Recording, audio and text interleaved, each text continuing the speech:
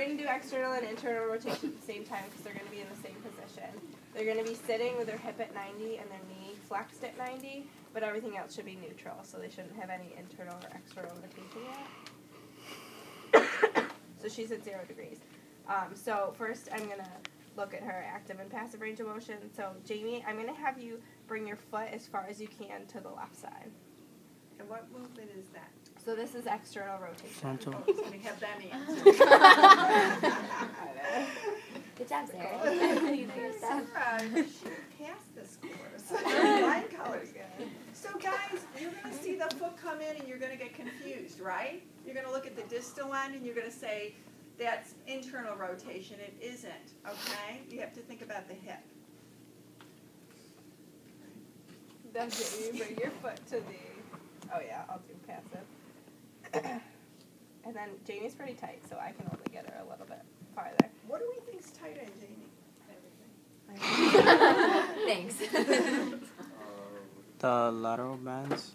Well, what's that? The ligaments on the lateral aspect. Yeah, I think she has tight iliotibial bands, okay?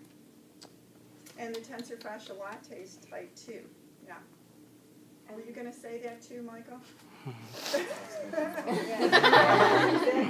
Yes.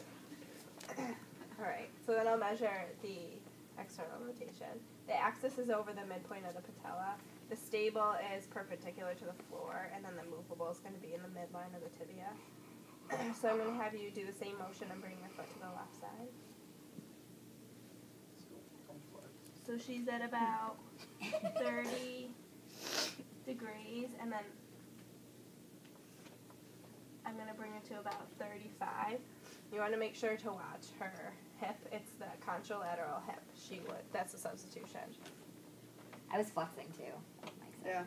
Yeah, we were doing that, yeah. So I couldn't get it much farther. The end feel is firm. What's the plane? Transverse. And the axis? Vertical. Alright, so then for internal rotation, I'm going to have Jamie move her foot to the right side. And back down. And then I'm going to bring her passively.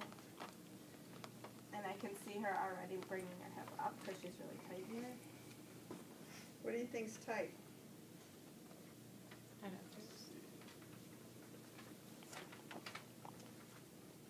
Actually, the ischiofemoral ligament could be tight because that comes from posterior and affects internal rotation, but piriformis is probably pretty tight too. Got tight piriformis. So then everything's positioned the same. The axis is on the midpoint of the patella. The stable arm is perpendicular to the floor, and the movable is along the midline of the tibia. So Jamie, we'll have you do that motion again. And I'm watching the hip too, because she's already kind of coming up. So we're going to give her some piriformis stretches. And you actually get to like 38 there. She's not bad. Yeah, not so bad. And maybe 1 or 2 degrees more passively. We all measured each other and we're all tight. Yeah, so the norm's 0 to 45.